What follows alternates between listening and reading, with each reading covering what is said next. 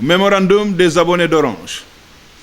Les 10 exigences du RAO, Rassemblement des abonnés d'Orange, adressées à l'État du Sénégal et aux différents opérateurs de téléphonie et d'Internet. Après plus de deux décennies de consommation passive du service téléphonique et d'Internet, le Rassemblement des abonnés d'Orange se dresse enfin pour mettre un terme à la tyrannie et aux abus de la multinationale Orange, consécutive à sa décision unilatérale d'augmenter ses tarifs tout en baissant le niveau de service offert. À cet effet, le Rassemblement des abonnés d'Orange s'est constitué en sentinelle pour la défense des intérêts supérieurs du peuple et de la patrie. Dorénavant, nous déclarons solennellement que le peuple ne se laissera plus ni spolier ni déshérité par des gouvernants passifs, malléables et complices de multinationales prédateurs, boulimiques et amorales. Sous ce rapport, le Rassemblement des abonnés d'Orange fixe 10 exigences primordiales pour soulager les consommateurs sénégalais tout en renforçant la souveraineté nationale. De l'État du Sénégal, garant de la souveraineté nationale par le biais de son agence de régulation des postes et télécommunications, nous attendons la fin de l'externalisation de notre cœur de réseau qui conduit au contrôle de nos appels et de nos informations personnelles par des entreprises émanant de pays étrangers. Ceci renforcerait sans aucun doute notre sécurité intérieure si importante pour toute la nation. Par souci de transparence, nous exigeons aussi le dévoilement de la liste des actionnaires flottants de Sonatel Orange représentant 23% de l'actionnariat. La renationalisation de la Sonatel par le rachat progressif des parts d'Orange qui en demeure actuellement l'actionnaire majoritaire, tout en laissant à ce dernier la latitude de se constituer en opérateur indépendant et autonome. En outre, il faudra procéder à l'audit technique et financier de l'ensemble des opérateurs de téléphonie. Dans un monde post-Covid-19, en plein processus de dématérialisation et où l'économie sera, au bout du compte, électroniquement connectée, voter une loi à l'Assemblée nationale pour fixer des barèmes tarifaires abordables et indépassables par les opérateurs pour un accès universel à la communication téléphonique et à la connexion Internet, afin de combler ainsi définitivement le gap numérique qui nous sépare du reste du monde. Des opérateurs de téléphonie que sont Orange, Free, Expresso, Promobile et autres, le Rassemblement des opérateurs d'Orange sollicite l'adoption des exigences suivantes venant des consommateurs qui sont à l'origine de leur chiffre d'affaires et de leurs profits mirobolants. L'adoption par Orange ainsi que par l'ensemble des opérateurs d'offres d'abonnement journaliers, hebdomadaires et mensuels couvrant toute la période de validité en question. En d'autres termes, le Rassemblement des abonnés d'Orange exige que tous les opérateurs des services téléphoniques et Internet à des tarifs abordables, accessibles et disponibles partout et pour tous. Le reliquat de crédit téléphonique et de la connexion Internet auquel le client a souscrit doivent lui être réaffectés en cas d'épuisement de la durée de son temps de forfait. Le système d'usure des usagers liés aux services payants non sollicités par l'abonné doit cesser sans délai. Le dépôt et le retrait d'un montant quelconque par le client dans son propre compte Orange Money doivent être entièrement gratuits. Seuls les services de transfert d'argent et de transaction doivent être payants. La gratuité des appels vers les numéros de services d'urgence ou de renseignement doit être effective et non facturée. L'amélioration de la qualité et du taux de couverture afin de garantir l'accessibilité à la connectivité sur l'ensemble du territoire national doit être effective. Aussi, les consommateurs doivent siéger au conseil d'administration de chaque entreprise de téléphonie opérant sur le territoire national.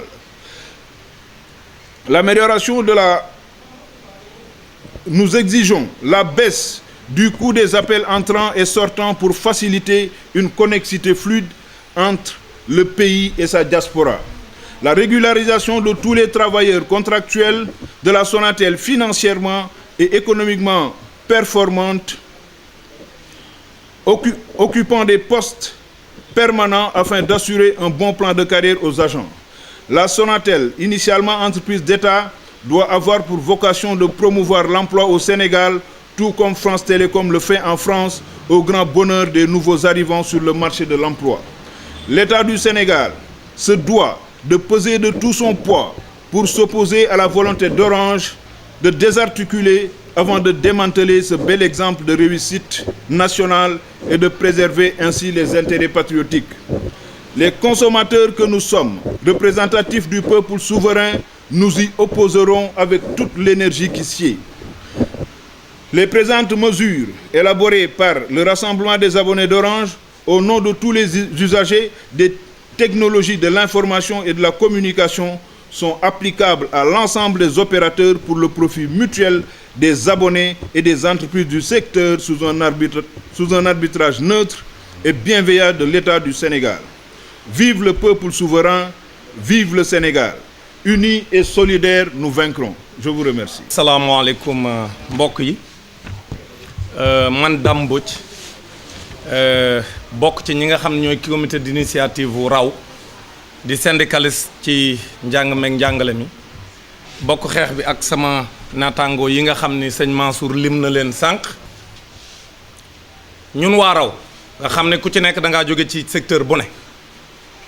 bokkuñu ci li ñuy yëngatu waaye bu sunu askan jaaxlee dañoo dajale suñu doole ku ci nekk bàyyi la nga nekkoon ñu booloo pour taxawu sénégalais yi loolu rek moo tax raw taxaw loolu nag li ko waral mooy li ñëpp yëg mooy Orange xëy bett sénégalais yëpp ci jamonoy mbas ñëpp nekk ci jafe-jafe mu dem yokk prix yi mu doon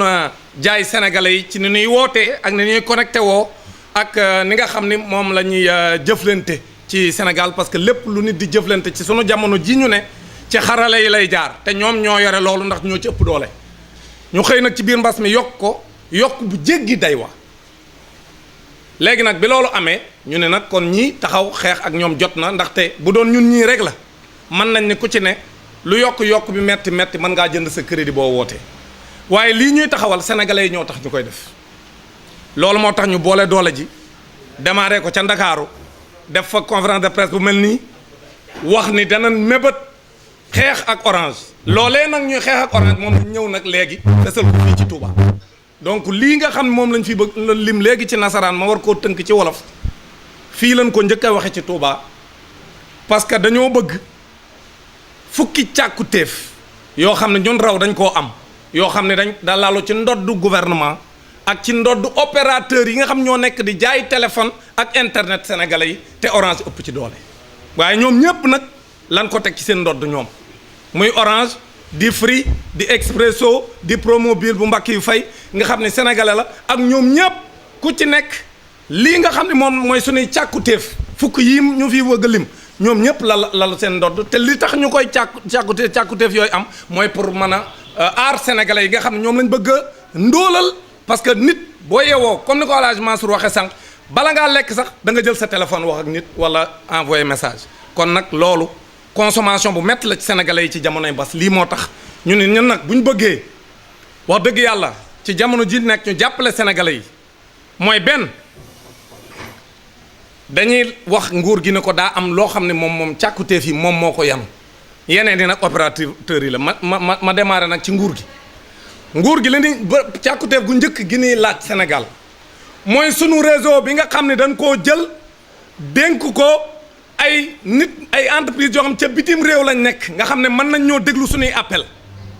mën a déglu suñuy président de la république mën a déglu suñuy kilifa diine mën a déglu askan wi ci ñoo xam ne nekkuñ ci réew mi ñu dénk leen ko loolu lañ bëgg mu dakk ba ñu moomal suñu yëfi bopp parce que téléphone dafa sensible mënoo ko jël jox ko koo xam ne bitim réew la nekk mu yore ko te aujourd'hui Huawei moo ko yore ay chinois lañ Orange jox leen ko ñu lëkkaloo di déglu sénégalais yi loolu lañ bëgg mu dakk beneen bi mooy nit jaayantee entreprise bi daf ci am ñaar fukki ci yoo xam ne kenn xamul ñan ñoo ko moom dañoo bëgg ñu génnee ñu liste bi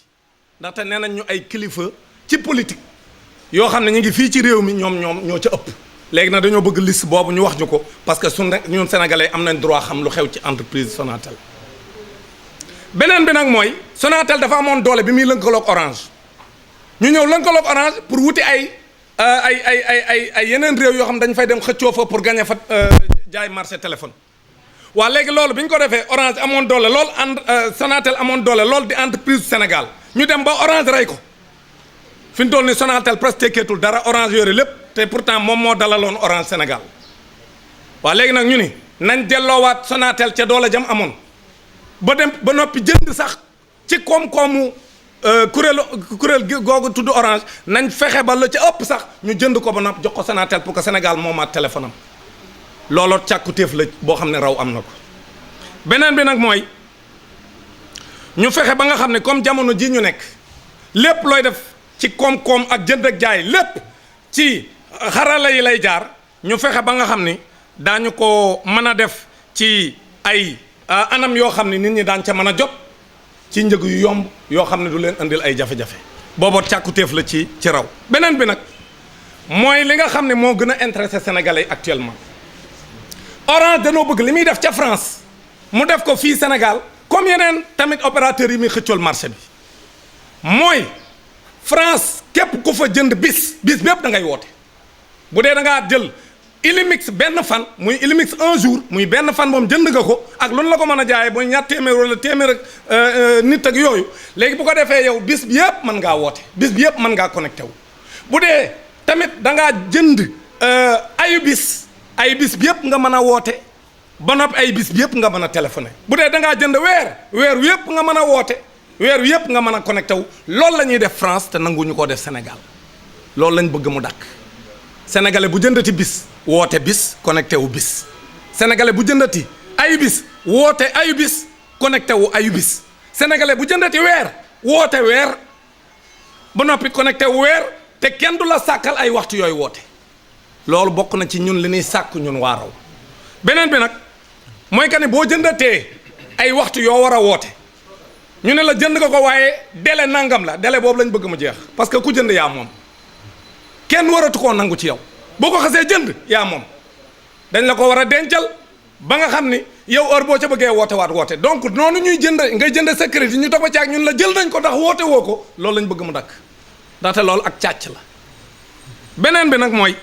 boo dénkaaneetee sa xaalis yaa ko moom ci sa compte Orange Money yaa dénkaane sa xaalis doo ca fay dara boo koy jëlit doo ca fay dara yaa ko moom boo dee nag da nga caa jël di jënd nag léegi di fay say facture wala di fay leneen mooy yaa ngay jëndante ka jaayante boobu fay mën na caa am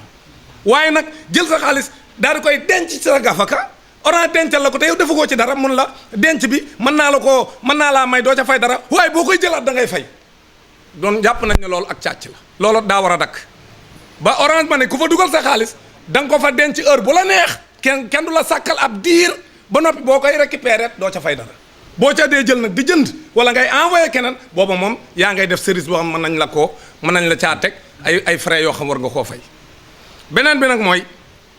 ñu ni dafa am numéro yoo xam ni sénégalais yi des fois dañ koy soxla pour laaj ay information ay renseignement wala nekk ci jafe-jafe woote ci lu ci mel ni numéro yu mel ni ay 12 12 18 18 yooyu numéro sénégalais yi sentiruñ ni boo yorul crédit mënoo cee woote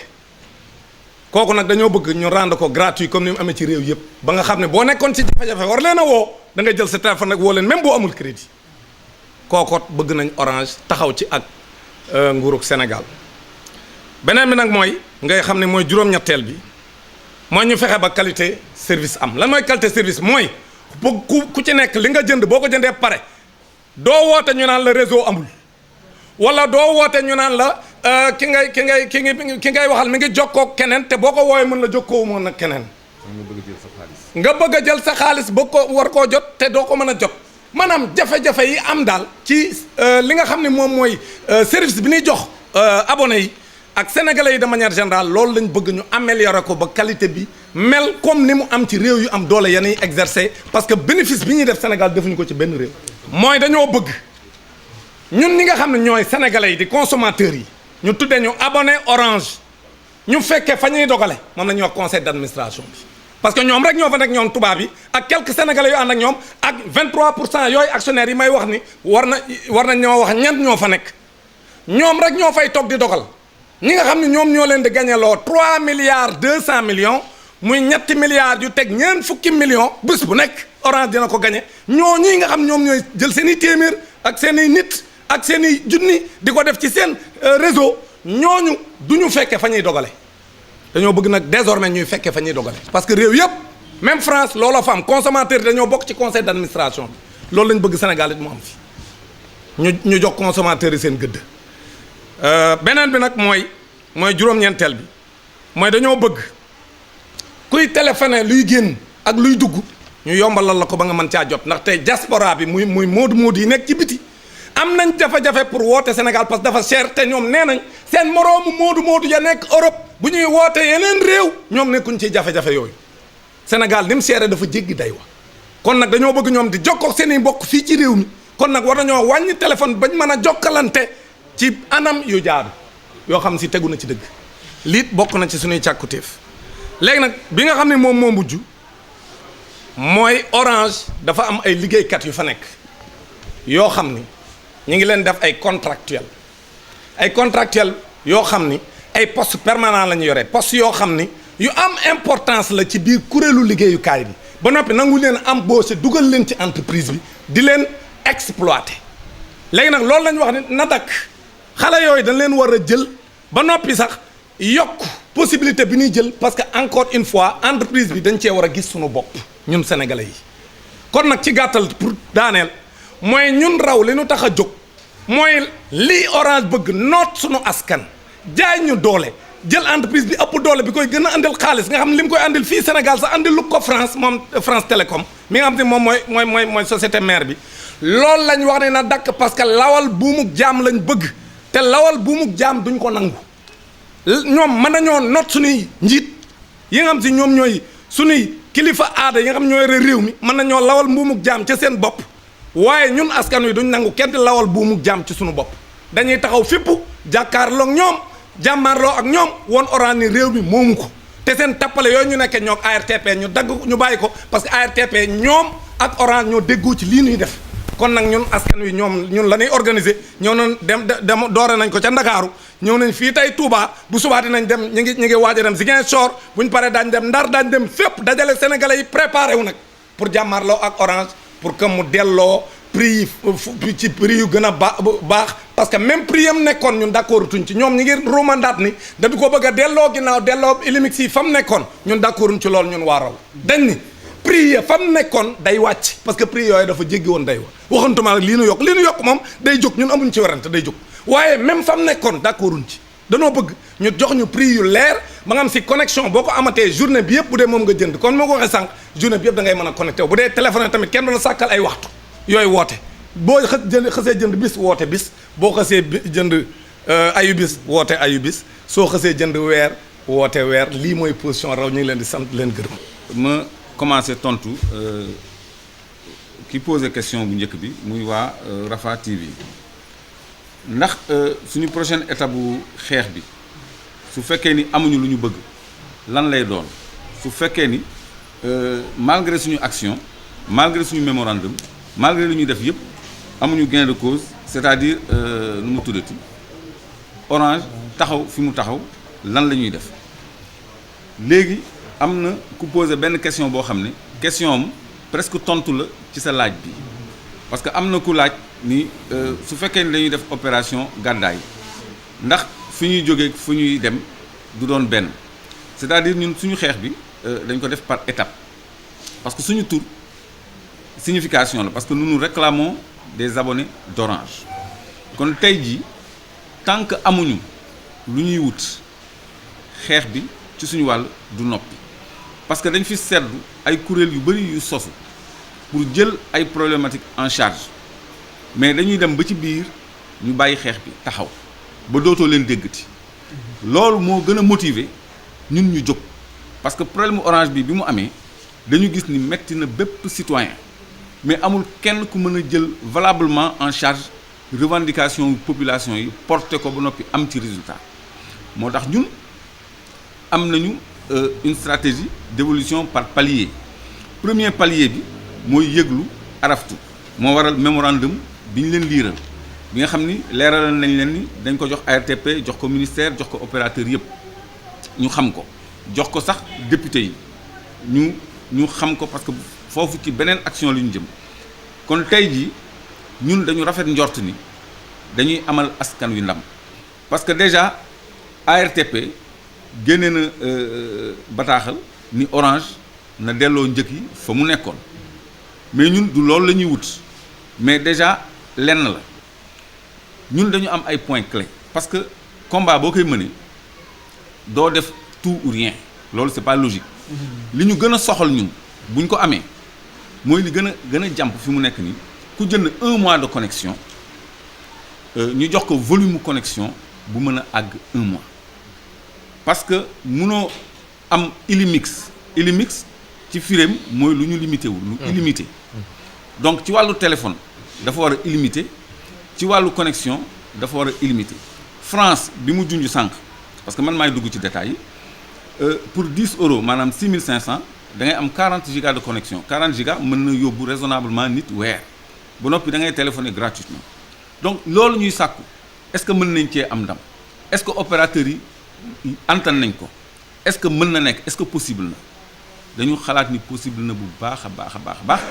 parce que am na beneen opérateur dama koy tudd muy Expresso proposé nañ Illimix 5900 boo xam ne 20 gigas la lay jox kon ñun tey jii suñu doon toog ak Expresso waxtaan ak moom pour mu yokk ba 30 gigas je crois que loolu du jafe te bu ko Expresso defee Orange day wàcc fekk si ko parce que su ko ci fekk siwul dañ koy bàyyi mën nga am sa puce Orange mais sa connexion nga def ko fa mu la gën a yombee bu fekkee ni beneen opérateur proposé na la 30 gigas ci weer bi nga dem ci 30 gigas yooyu donc passe nuit yi tamit li ñuy kaas nii maanaam boo amee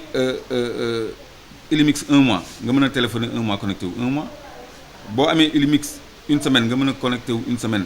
déconnecté wu téléphoner 1 semaine loolu day régler problème mu passe nuit parce que passe nuit yi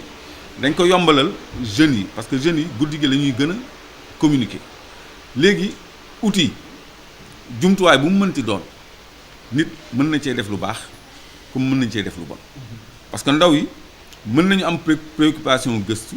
comme mën nañu am préoccupation aussi def li nga xam ne seen éducation moo leen ci dévier donc internet bi dañ ciy def lu baax dañ ciy def lu bon loolu libre arbitre consommateur bi la lu nit mënul réguler donc ma passé ci question wu Zik suñu naataango Zik FM bi parce que moom nee na Orange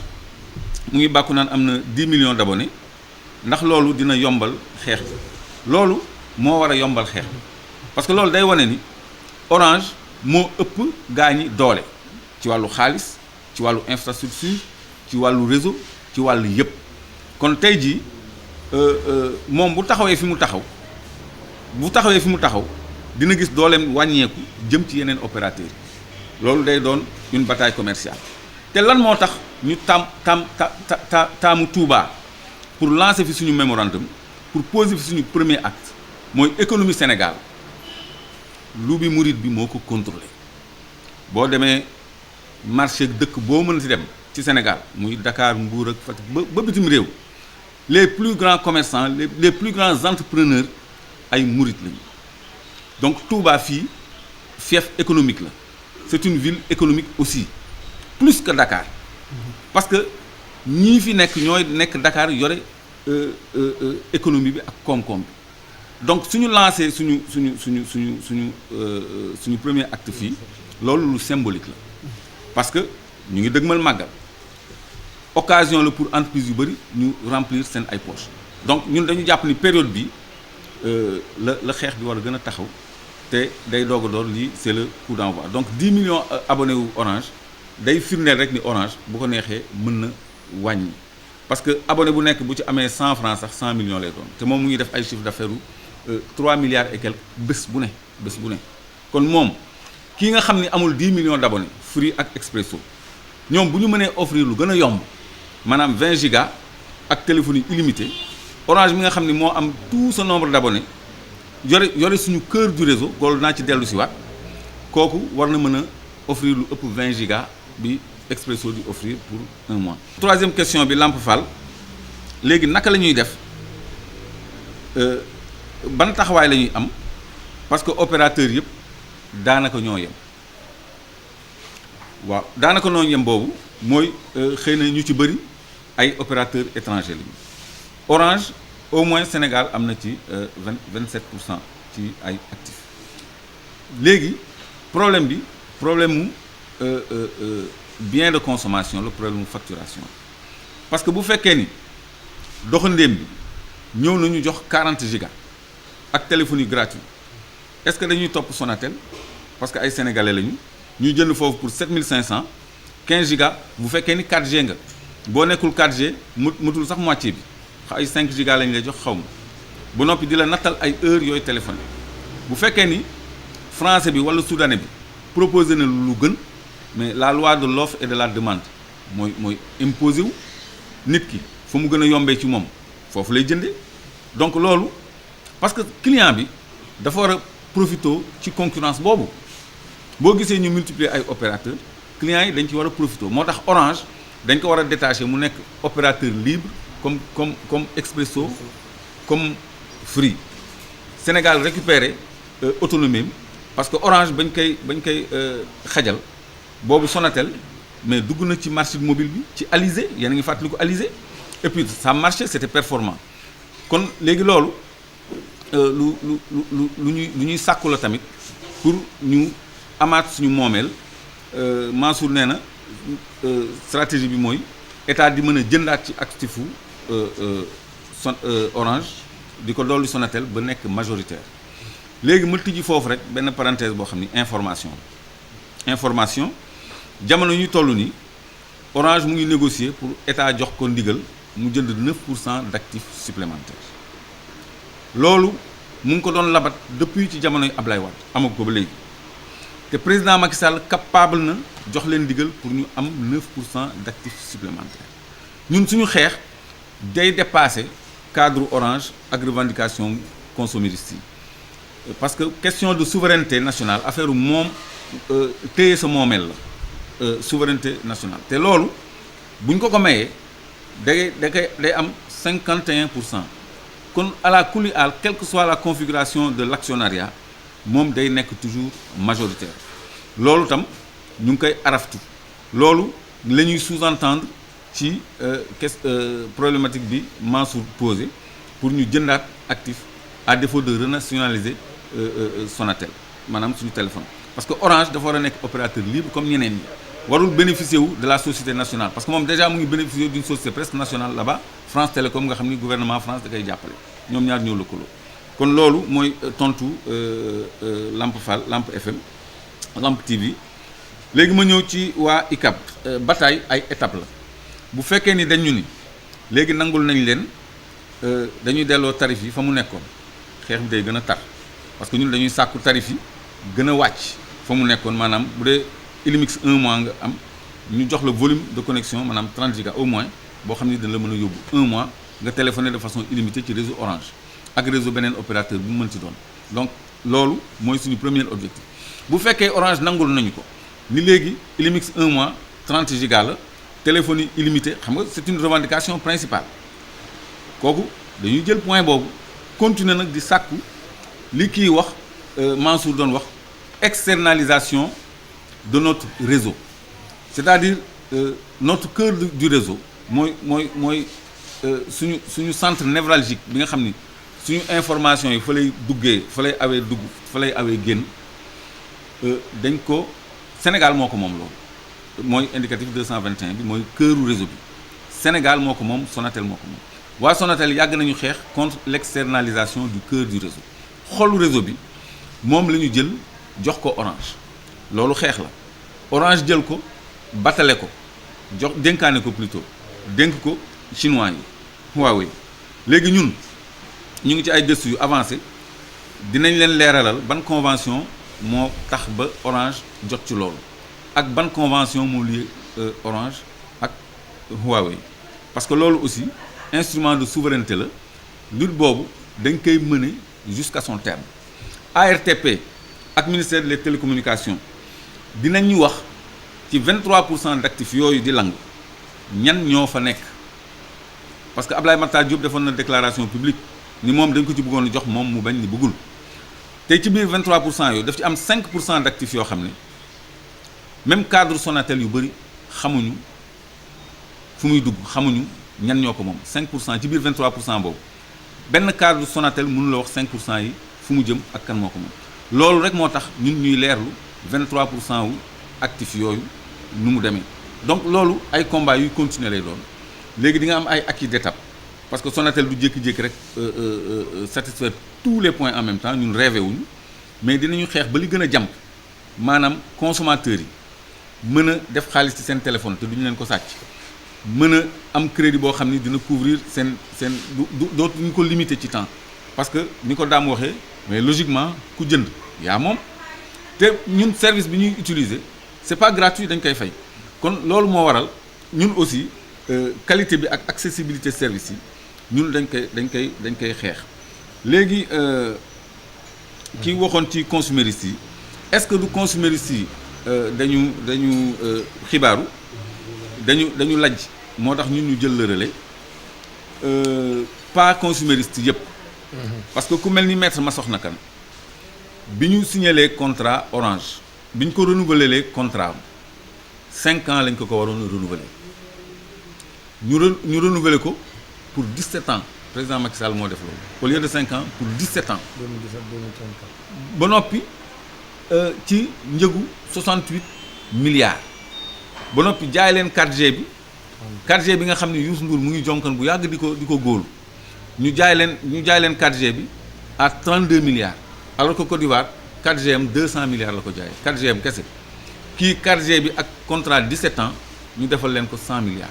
kon loolu saraxe pasare suñu alal la parce que numérique bi il faut que ñu jàpp ni numérique bi ressource la comme ni jën yi nekkee ressource comme ni or bi nekkee ressource comme ni phosphate bi nekkee ressource du looy gis mais lu ñuy dundee la parce que xaalis léegi dootul këyit kese wala xànjar kese dañ ko numériser sa téléphone mën nga ci def 2 millions sa téléphone mën nga ci toog commander marchandise bitim réew wala ci biir dëkk bi ñu indil la ko mën nga lekk ba pare fay ci sa téléphone lépp tout est numérique banque yi léegi ay carte lañ lay jox saa yu la neexee nga dem tibbal sa bopp da ngay dem ci benn guichet dugal wax li nga soxla ñu jox la ko lépp dañ ko numériser médecine bi léegi on parle de télémédecine situation Covid bi on parle de téléenseignement on parle de e-commerce donc ressource numérique bi instrument de souveraineté la ñun ñoo ko moom mooy suñu cœur du réseau ñun ñoo ko war a contrôler parce que flux financier yooyu yu ñu dématérialiser yi fa lay jaar communication yi fa lay jaar et il y va même de notre sécurité parce que au-delà de l'aspect économique dafa am une question de sûreté et de souveraineté kon loolu